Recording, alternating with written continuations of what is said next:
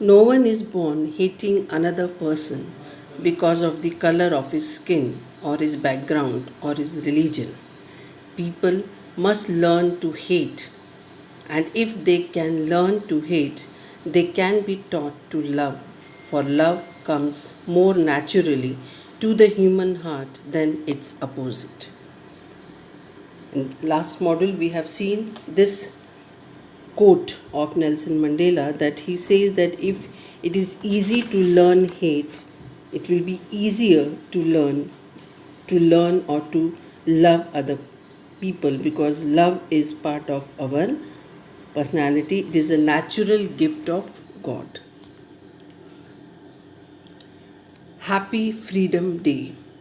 For to be free is not merely to cast off one's chain, but to live in a way that respects and enhances the freedom of others. Freedom is not actually just to get off from the chain, but to live with respect by giving respect to other person, by respecting the freedom of other person. That if we are doing, then only in real meaning, in real term, we are free. So if you are having that, then only you can call yourself as free. We can change the world and make it a better place. It is in your hand to make a difference. Again, Nelson Mandela's very famous quote, we can change the world and make it a better place. Only we can make change. It is in our hand that we can make difference. If something is wrong, if we work together, then only we can make change in that, and we can make our place a better place to live. This is the very easy to understand. If we are together, then only we are strong. So united we stand, divided we fall. So we should be all together. Here in South Africa, white and black must, that Nelson Mandela is telling that we must be together. Then only there will be freedom and the country will be strong. The purpose of freedom is to create it for other. What is the main purpose of freedom? To give freedom to others. Okay. So now concentrate on page number 21, last paragraph. In life, every man has twin obligation. In life, when we are enjoying this life, everyone has two obligation, two duties. Obligation to his family, and obligation to his parent, to his wife, and children, and also he has an obligation to his people, his community, his country. So every man has two obligations. One obligation towards his family, towards his people, his own people. Okay, as a child, your obligation is towards your parents, towards your friend, towards your teacher, and also towards the country, towards the community. And as a fighter, freedom fighter, Nelson Mandela is saying that I was having two obligations like everyone. Obligation towards my family and obligation towards my country. Now see the screen. In a civil and humane society, in a civilized and humane means kind society, where there is humanity, each man is able to fulfill those obligations according to his own inclination. Inclination means behavior, your tendencies, your attitude, your pattern, the way you are behaving with other. That is what your intention. Okay. So here, in a civil and humane society, each man is able to fulfill those obligations according to his own inclination and abilities. People in a civilized society, in a good society, everyone has to fulfill these two obligations, and that all those both the obligation the person has to fulfill according to his own intention and ability. Okay. But in a country like South Africa, it was almost impossible for a man of my birth and color to fulfill both of those obligations. So, man as a civilized person, as a part of social society, is having two obligation to fulfill. One is towards the family, one is towards the country. But in South Africa, when there was racial discrimination, uh, black people, they were not having this kind of, they are not allowed to fulfill these two obligations. Okay, they were finding difficult, it was totally impossible for a man of um, Nelson Mandela. A man of Nelson Mandela means man of the same community, the black people. It was impossible for them to fulfill these two obligations. I did not, in the beginning, choose to place my people above my family. But in attempting to serve my people, I found that I was prevented from fulfilling my obligation as a son, a brother, a father, and a husband. Now, just come back to last paragraph of 21 page. In life, every man has twin obligation. Twin means twice obligations. Obligation to his family, to his parents, to his wife and children, and he has an obligation to his people, his community, his country. In a civil and humane society, each man is able to fulfill those obligations according to his own inclination. Inclination means natural tendencies and abilities. But in a country like South Africa, it was almost impossible for a man of my birth means black people, and color, the man of this birth and color, to fulfill both of those obligations. In South Africa, a man of color who attempted to live as a human being was punished and isolated. It was totally impossible for black people to fulfill these two obligations when they were trying to do like that, when they are trying to behave, to live like a human being. They were trying to fulfill these two obligations. They were punished and they were kept isolated. In South Africa, a man who tried to fulfill his duty to his people was inevitably ribbed. Ribbed means taken away, kept separated from his family and his home, and was forced to live a life apart, a twilight existence of secrecy and rebellion. Secrecy means opposition. Okay, so he has to live a secret life which is away from the society, like a rebel. I did not in the beginning choose to place my people above my family, but in attempting to serve my people, I found that I was prevented from fulfilling my obligation as a son, a brother, a father, a husband. I was prevented means I was not allowed to fulfill my obligation. When I was trying to do it, I found that people of my birth, people of my color, they were suffering, they were struggling, and they were punished. So, a man has to perform duties to his family, community, and country. Okay, which he didn't see in his country before he pushed himself to fight for the black. When he was not fighting, when he was living like a normal common man, he found that his people were punished and isolated. Okay, those who are trying to fulfill their these obligation, they were ribbed means taken away from their family and forced to live separately like a rebel. Okay, so here a man has to perform duties to his family, community, and country which he didn't see in his country. This thing was not seen by Nelson Mandela before he pushed himself to fight for the black. A black man was punished if he tried to live like a human being and forced to live apart from his own people. So he was not allowed to perform his duty to his family.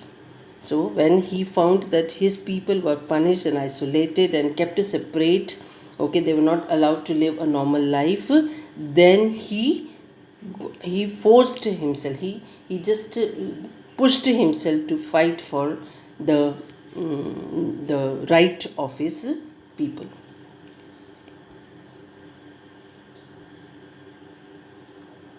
So I did not in the beginning choose to place my people above my family. First, he was living only for his family, he was having a good life with his family. But when he found that his people are suffering like this, then he decided to fight for his people, to stand for his people, to fulfill the need of his people. And that is why, when he tried to do like that, in attempting to serve my people, when he was trying to fight for his people, for the community, he found that he was prevented from fulfilling my obligation. He was not able to fulfill the obligation, the second obligation, the obligation as a son, a brother, a father, and a husband. Means he has to neglect his personal family life. He was not getting time for the family life. Okay, so he stated that a man should try to make a balance between his duty to his family, duty to his community and country. A black person was treated badly and not allowed to perform his duty. Okay, so he indulged himself in the fight for the people, for his, not for the family but for the people of the community, because when he found they were kept apart, they were punished. Okay, and then in that he found himself not getting chance, or not getting time, or not getting opportunity to fulfill the obligation as son, a brother, and a husband. Okay, now, I was born with a hunger to be free. I was born free in every way that I could know. See page number 22. Second para, I was not born with a hunger to be free. I was born free. There was no when we are getting new life, we all are free. We don't know what is this kind of restrictions and all that. We are free. We are totally free. There is no hunger or free, because freedom is our birthright. So I was born free in every way that I could know. Free to run. When he was small, he was enjoying that freedom. Free to run in the field near my mother's hut. Free to swim in the clear stream that ran through my village. Free to roast maize. Maize means bake. Roast means bake. Baking that corn. Maize means corn. Maize corn. No? Under the stars, and ride the broad back of slow moving bulls, running after the bulls. So when he was small, he was enjoying all this freedom, and he was thinking this is only the freedom. There was no other meaning of freedom. As long as I obeyed my father and abided by the custom of my tribe, I was not troubled by the law of man or God. Whatever I was doing, that was according to the custom of my tribe, according to the points of my father, whatever my father want, that according to that, if I till when I was behaving in that way, there was no trouble for me, because everything was according to the law of man or the God. So I was not troubled by the law of man or God. So he was free. You can see on the screen, he was free to run in the field near his mother's hut. He was swimming in the stream, means in the river. Okay, he was roasting that maize corn, and then he was running after the bulls. So for him, that was the freedom.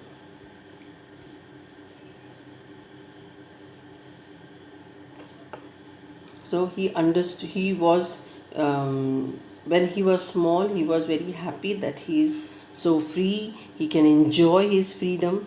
Okay, and he till that point he was very comfortable with the word freedom. Okay, it was only when I began to learn that my boyhood freedom was an illusion. When he was grown up, he became little big, no? Elder person. Then he realized that what he was thinking, that he has freedom, that was not actually freedom. That freedom is not existing. That kind of freedom is not there.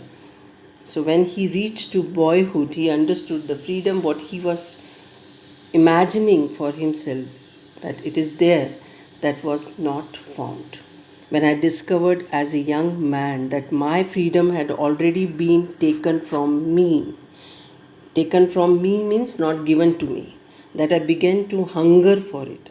When I was not getting that, what you feel when you are not getting something, you feel more hungry, right? You want to get it.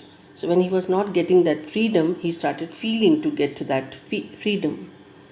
At first, as a student, I wanted freedom only for myself.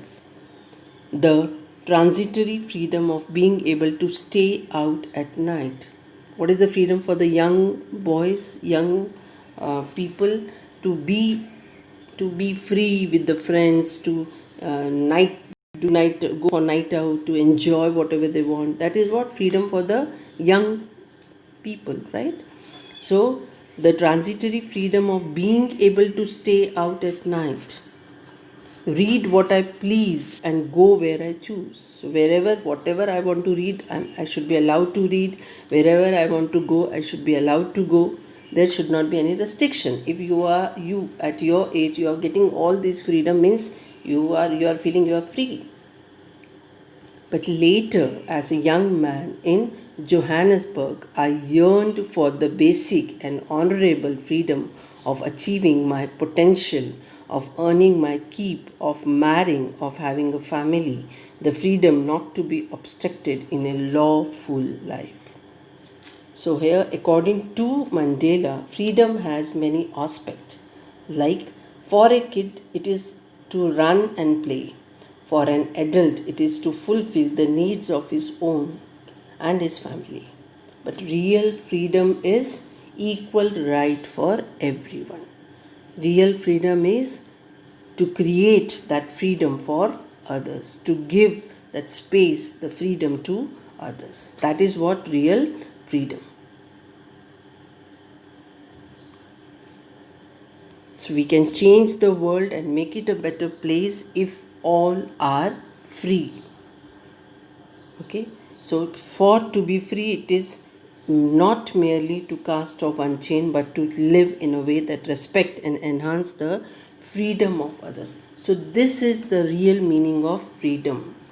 Okay, and that he realized in Johannesburg as a young man, that he has to ask, he is desiring that freedom, which is a basic honorable freedom of achieving my potential, to use my potential, to use my talent, to earn my belongings, to earn money, to get married, to have family, to have children. That is my basic freedom. Okay, and my freedom to do whatever I like should not be obstructed in a lawful life. If I'm getting these all things, then only that is a real freedom. Otherwise, there is no freedom. Okay, so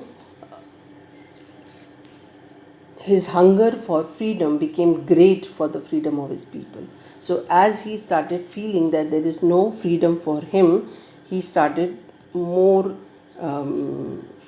curious to achieve that freedom. He started more. He became more hungry to achieve, to fulfill that hunger of freedom. He desired that everyone should be given the right to live his life with the dignity and respect. He wanted the oppressor and the oppressed to be liberated. Okay, as no one is free if one is taking someone else's freedom. Only such a feeling can bring true freedom for everyone. Okay, so the last part of your chapter we'll see in the last module. So with this module is over. I hope you will like this and you will understand. Please go through the videos, all the videos one by one, and try to clear your understanding. Okay, and if you have any doubt, you can ask me. Okay, so thank you so much.